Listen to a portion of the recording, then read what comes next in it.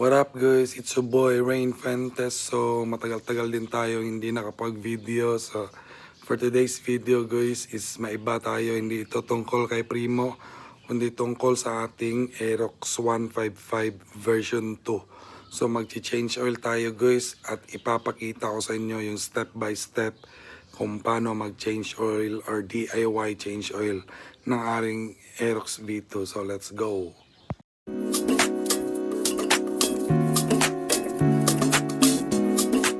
So guys, kailangan lang natin maghanda ng ito, ipapakita ko sa inyo. Ito, so syempre, ito yung gamit natin ngayon, yung Shell Advance Long Ride. So guys, warning lang, mas mabuti bibili kayo ng ganito sa mismong gasolinahan ng Shell.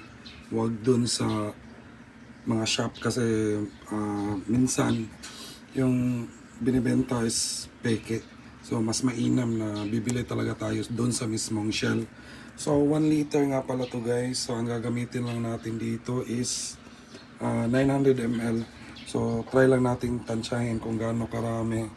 Tsaka, syempre, yung ano natin, pambansang lagayan, ice cream box.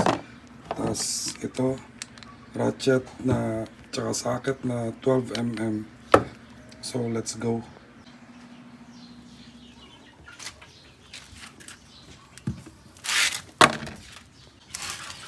So guys, yung rason pala guys na tayo lang yung nag-change oil kasi malayo yung shop dito sa amin. Tsaka sayang din yung 50 pesos. Tapos may matutunan pa tayo. So ayan guys, huwag niyong kalimutan na counterclockwise yung paikot pag luluwag kayo ng drain bolt. So let's go.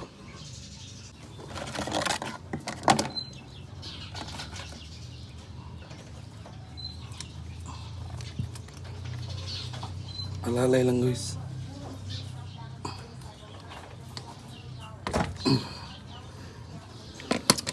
So mag-ingat kayo guys, tignan nyo. Nasugatan pa ako. Ay nako. So yun guys. Naluwagan na natin. Wait lang.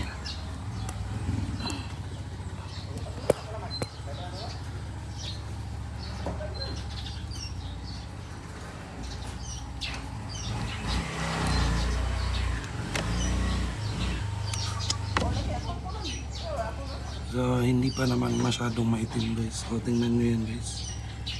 Ewan ko kung kita nyo sa camera. Pero, malinaw pa siya guys. So, after nyo guys, luwagan natin to.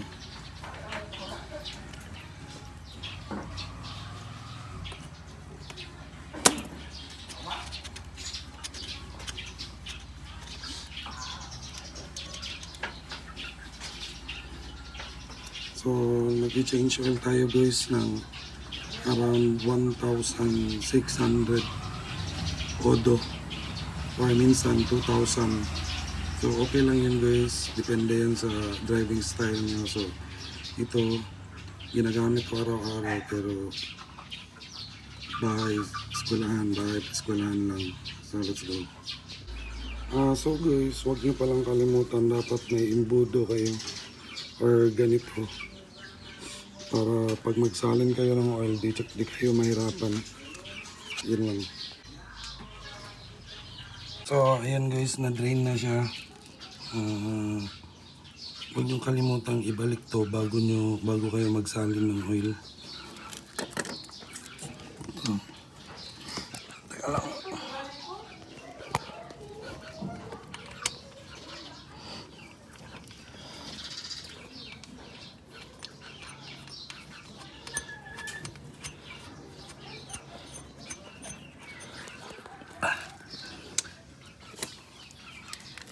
Yung pagigpit nyo guys is alalay lang.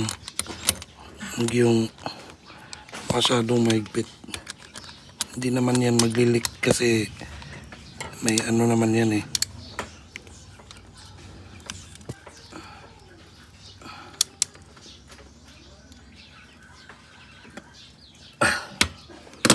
goods. Yan. Okay na.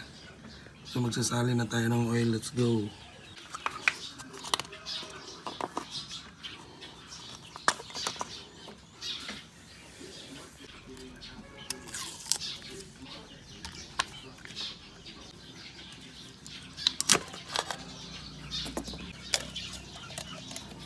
So guys, alalay lang sa pagbuhos since 900 ml lang yung kailangan natin.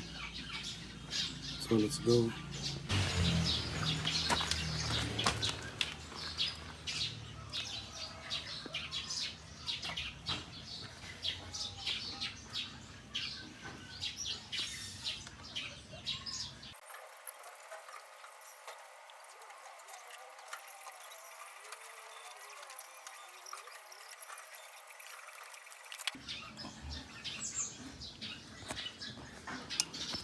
So ayun guys, sakto siya 900 ml.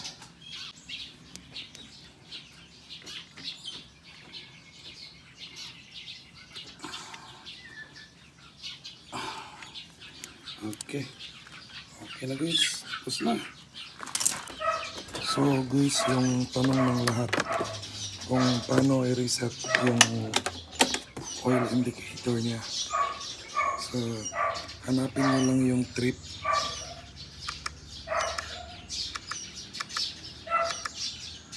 Yan. So, 1.7 tayo change oil. So, ilong press lang natin yan. Yan. After yan, huwag nyo na ilong press. Tapos, ilong press nyo ulit. Yun. Zero na guys. So, yun lang. After nyan guys, just remember kung 1.7 tayo nag-change oil. So, pag change oil natin ulit is pwede din 1.7 or 2,000. So, yun lang guys. Let's go. So, yun lang guys. That's all for today's video. Let's go.